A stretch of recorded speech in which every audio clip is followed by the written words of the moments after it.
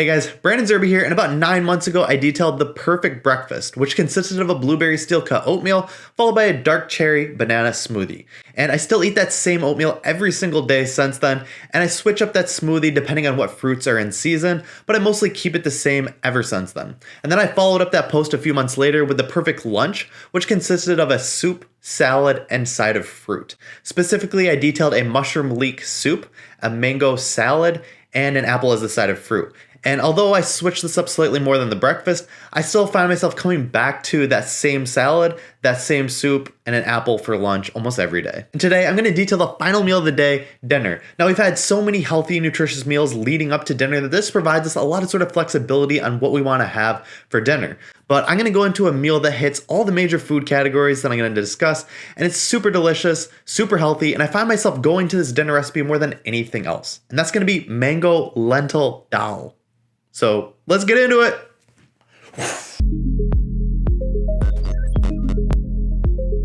Usually I'll switch up my dinner recipes throughout the week depending on what foods I have available both in my fridge and in my pantry, and kind of go from there. And a lot of times when I cook dinner, I'll cook enough so that I have leftovers for the next day, saving cooking time in the future. A lot of times I'll go to a pasta recipe, a bean-based pasta like chickpea pasta or black bean pasta. I'll saute up some vegetables and then blend a nice creamy dressing for just a quick dinner recipe that's also pretty nutrient-packed. But a lot of the time I'm never focusing on carbs or fat or protein or anything crazy like that. The main thing that I'm focusing on when I'm creating my dinners is diversity of plants. I want to hit all the major food groups. So I'll go with a dark leafy green, vegetables, fruits, grains, beans, and nuts and seeds. And if I can hit those 6 main groups when I'm cooking a dinner, then I know that I've created a really healthy meal. And today with the mango lentil dal recipe that I'm going to detail, it's going to hit all 6 of these major food groups. But if you find yourself consistently hungry outside of this main dish, then I'd recommend going for some raw vegetables and hummus as an appetizer. And then if you're looking for a dessert, a nice frozen fruit or a nice cream can be a great dessert to finish off the meal. That way your dinner is structured with some raw veggies as your appetizer, some cooked plants as your main meal, and some frozen fruit for your dinner. And this just sounds delicious just thinking about it. And the last thing I'll mention about dinner is a lot of times I'll try to consume dinner at least 3 hours before my planned bedtime. That's going to help out with sleep quality. That way you're not going to have any sort of indigestion or acid reflux or anything like that that can disrupt your sleep quality. So yeah, with that being said, let's get into the recipe. Hey guys, Brandon Zerby here, coming to you live from my kitchen. It's about 72 degrees out, sun is out, beautiful day for a competition. We have the perfect dinner, and we have mango lentil dal coming into it as the heavy favorite. It's performed well in trials leading up to this. It's had months and years of training and fine tuning. We'll see if it lives up to the hype. Now it's really gonna get difficult coming towards the end. It's gonna depend a lot on are the mangoes fresh and in season. That's really what's gonna make or break this meal. But hey, it seems pretty good, heavy favorite. I'm putting my bet on it. We'll see how the time turns out. Lately it's taken about 35 minutes from the first knife slice all the way down to fork in the mouth. We'll see if we can get 35 minutes in today in the competition on the highest stage. Mango lentil dal coming to you from the perfect dinner. Alright, so let's get into it. Looks like we have 1 cup of quinoa going into a medium-sized saucepan. That was a nice smooth pour. Next up, we have sprouted lentils. If you don't have sprouted lentils, the cooking times are going to vary on this, but the sprouted lentils tend to cook much quicker than regular lentils.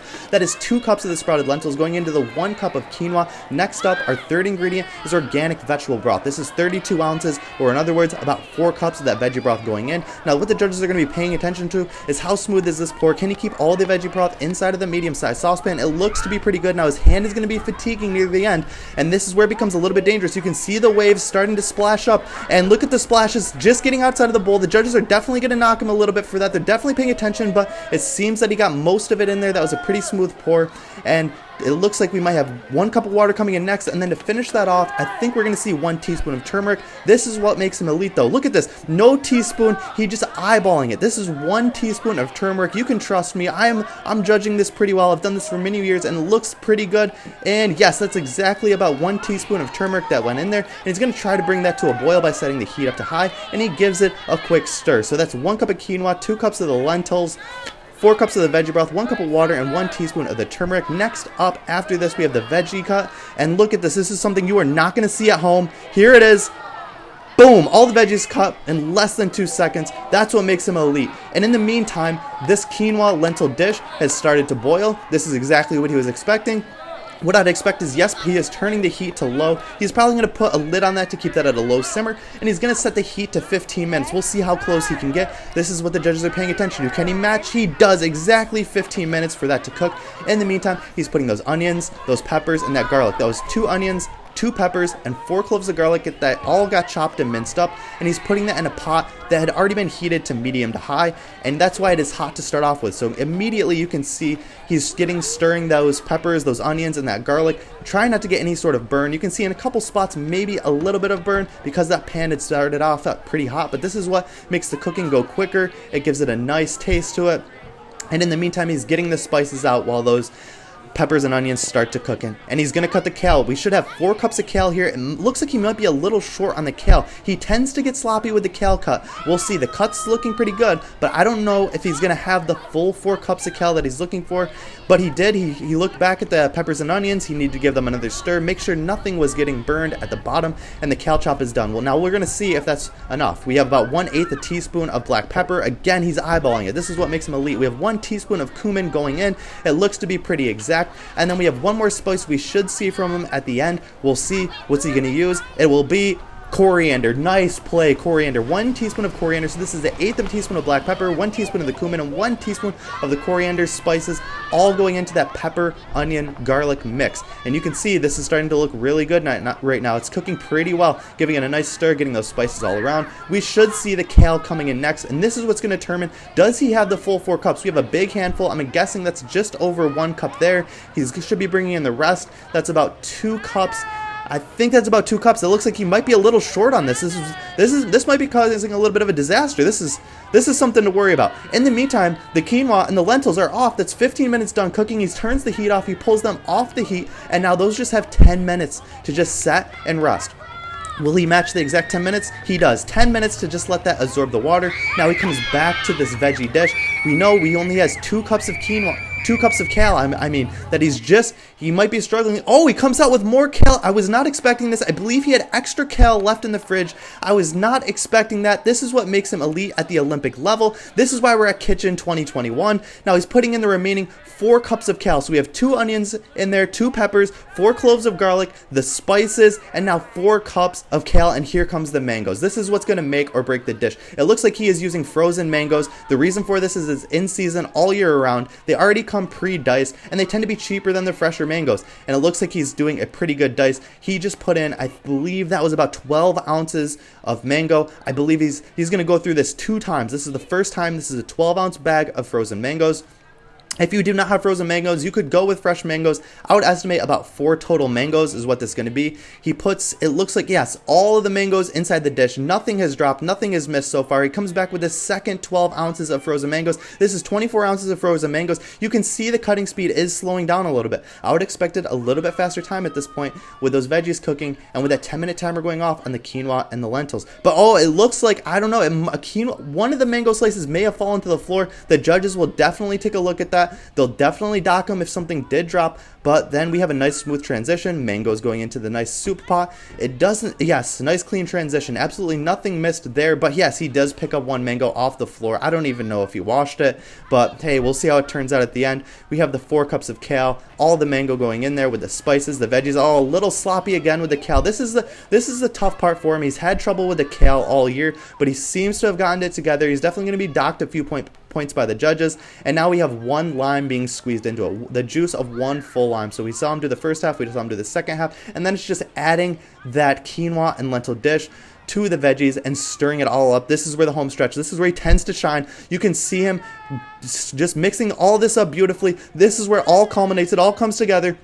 I believe there's 1 ingredient left over, but here comes the plating. This is what we've all been waiting for, a beautiful plate. Now what you're going to notice is a lot more food than you tend to see at normal dinner time. This is because this is a fiber-packed, nutrient-packed meal. Not a ton of calories, but a decent amount to get you enough through the day, but tons of micronutrients. And he puts on the final touch, the sunflower seeds. It's going to give it a nice crunchy feel. What a performance. And we'll kick it over to Mango Lentil Dal with a final time of 34 minutes and 30 seconds, a world and Olympic record-setting time. How is it done and how does it taste? Hey guys, just got done plating the Mango Lentil Dal. Came in just under 35 minutes, performed fairly well. Got a little sloppy with the kale at times. Time was being rushed. Just went through the motions, did everything that I've been doing in practice.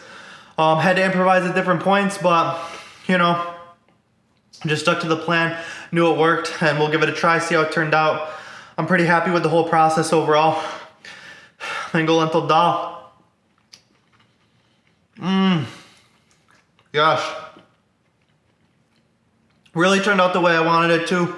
Mangoes came in clutch, a lot sweeter than I thought they would be. Gosh. It is exactly what I was hoping for. I was a little lost, a little confused halfway through. Didn't know if I'd get there at the end. Just kept pushing through. Stuck to what I know. And yeah, just a great day in the kitchen today. Gave it all I had. You know, I just want to thank my coaches. Thank my mom and dad for just putting me in this position. You know, it's been a long, hard road. But it's been worth it. Really hope I'm going to be here again next year. Thanks, guys. So here are my final thoughts. After starting the day with an oatmeal and a smoothie for breakfast, following that up with a salad, soup, and side of fruit for lunch, that gives you a ton of options and flexibility for whatever you want to have for dinner, as you've had so many nutrient-packed, diverse foods leading up to that. And so when I go about making my dinner, the only thing I'm really focused on is hitting all the major food groups of dark leafy greens, vegetables, fruits, nuts and seeds, beans, and whole grains. And if you find yourself consistently hungry after that main dish, consider adding some raw veggies and hummus as the appetizer, and some frozen fruit or like a nice cream for dessert, and that's just gonna be a great, delicious meal. And if you're looking to try a recipe that hits all of these goals, all these major food groups, try out this mango lentil dal recipe, and let me know what you guys think about it. I find myself going to it more often than any other dinner recipe, and it's just nutrient packed and delicious at the same time. It's also fairly quick to make, and there's not a lot of hassle or cleanup involved. And don't forget to leave yourself at least 3 hours between that dinner and your bedtime for optimal sleep quality. Because to me, that sounds like a life that's both healthier and happier. Thanks for stopping by. If you like this video, a quick tap of the like button really helps out my channel and is greatly appreciated. Any sort of questions, drop them in the comments below. Questions on the recipe or anything else, I'll try to answer all of those. And if you want to see more videos like this, please subscribe to my YouTube channel. Lastly, I offer a free health kit, which has my top 10 sleep tips, one whole foods plant-based recipe, and a mobility workout that you can stream on any device. That is free. There's a link down in the description for that. It also gets you signed up to my weekly newsletter, where I provide the 3 most important things I've read, watched, or listened to within the past week. All that completely free. Link down in the description if you're interested in that. Thanks again for watching, and I look forward to seeing you guys next week.